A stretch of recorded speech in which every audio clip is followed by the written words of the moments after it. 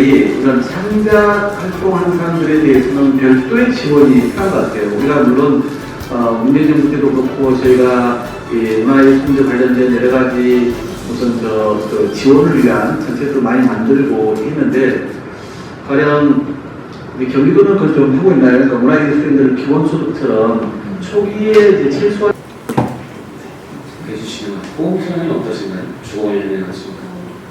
저는 이제 최근에 저는 이제 대학원을 다니고 있는데 교수님이 LH 기업위원장을 맡고 계세요.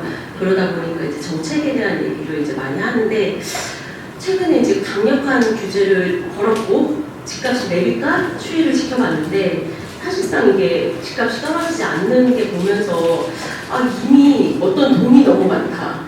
이 대출을 받지 않아도 살 수 있는 돈이 너무 많아서 집값이 떨어지지 않는 것 같다. 그렇다면 공급밖에 없는데 그래서 이제 정부도 이제 공급을 이제 발표를 했는데 보니까 이제 박홍근 의원님께서도 공약의 주요한 꼭지로 공급을 말씀하셨어요. 근데 이제 저희는 이제 생각하는 게 그런데 정말 가능할까? 서울에 그런 땅이 있어?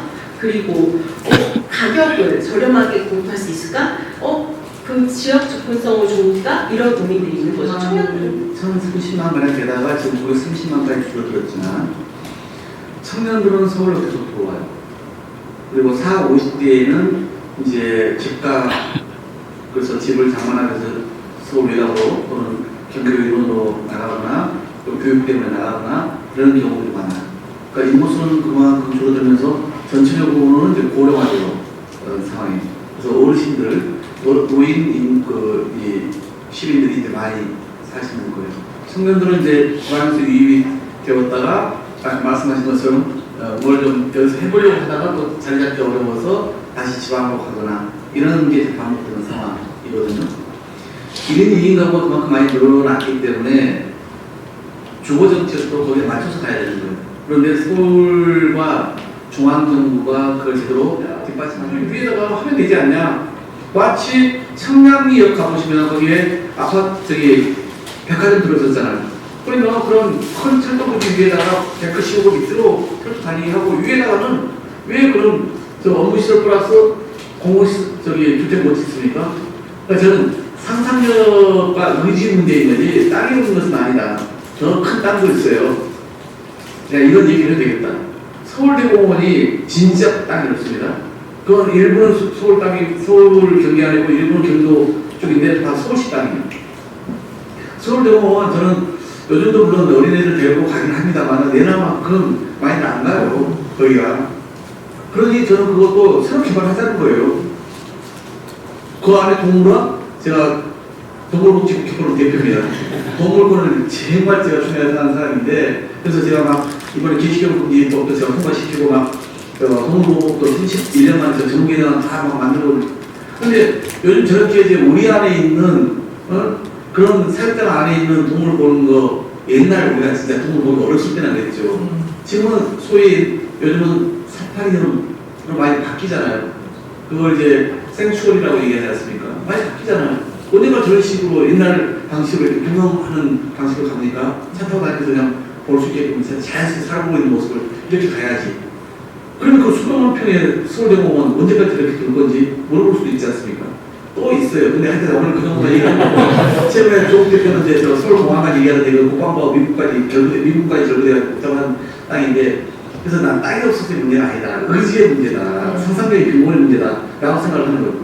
그 다음에 이제 많이 좀 길어서 미안합니다. 갑자기 제가 얘기하다가 저층주거지 얘기했잖아요. 나는 인간의 욕망을 우리가 제도의 틀에다 가져서는 안 된다 생각합니다. 그게 문화예술 욕구이건 좀 더 자기가 편하게 살고 싶은 욕구이건 물질적으로 좀 더 돈을 늘고 싶은 욕구이건 저는 그건 우리가 가진다고 그럴 수 없어요. 무슨 얘기냐면 이런 거예요. 집 없는 사람은 집을 갖고 싶은 사람이 대부분이에요. 집을 갖고 있는 사람은 좀 더 큰 집으로 이사하고 싶고 더 큰 집을 갖고 싶어 하는 게 욕망이에요. 그걸 부정하지 말자. 는 겁니다. 저는 그건 약간 인간의 자연스러운 욕망이고 또 그것은 시장을 통해서 해결해야 될 점들이 많거든요.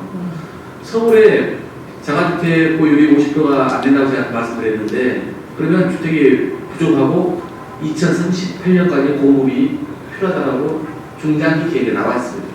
최근 3년 동안 6만 5천호가 공급돼야 되는데 7만 5천호가 공급돼야 되는데 3만 9천호 평균 정도 됐으니까 2만 6천호 정도가 3년 동안 부족한데 올해부터는 절벽이에요. 앞으로 10년은 더고요. 그런데 지금 서울 전역에 지금 저층 주거지를 중심으로 하는 개발 사업이 역대 가장 많이 진행되고 있습니다. 그리고 강남구 중심으로 해서는 기존 아파트를 이제 40년 됐다고 소위 재건축, 그리고 저층 주거지는 재개발이라고 그러거든요. 이게 이제 3.0으로 진행이 많이 되고 있어요. 그러니 저는 민간이 공사비가 많이 오르긴 했지만은 빠르게 그리고 많이 공부할 수 있도록 하자는 입장이에요. 그러려면 공공이 할 수 있는 일은 뭐냐? 우리가 돈 대줄 수는 없잖아요. 땅은 자기들 땅 가지고 하는 거니까 기존에 저축 주거지에 사는 분들이 조합을 만들어서 또는 기존 아파트를 뭐 가지고 하는 거니까 우리는 그 비용을 줄여주는 방법은 공공이 행정적 절차를 신속하게 해주는 거예요. 또는 필요하다면 공공이 직접 들어서 투명하게 사업을 진행해 주는 거예요. 왜냐하면 서로 그거 가지고 갈등과 분쟁이 많거든요. 그래서 비용을 줄여주는 거예요. 또는 더 할 수만 있다면 기금 같은 걸 만들어서 강남권이 아닌 비강남권은 좀 더 그런 재개발 재건축이 신속하게 추진될 수 있고 비용을 줄여주는 방법은 공공 인프라를 좀 더 도와주는 방법이 있어요. 그렇게 해서는 저축주거지에 대해서 이제 목숨 물에 나오는데 바람 우풍 막 들어오는데 사람들이 거기서 살고 싶겠습니까? 그런 것도 저는 주거권 개선에 있어서 매우 중요한 문제라 생각하고 거기다 계획기가 많습니다. 근데 오늘 뭐 공약 발표하는 자리는 아니니까 이 정도로 그냥 할게요. 빨리 좀 가도록 하겠습니다. 우리 또 일자리 관련된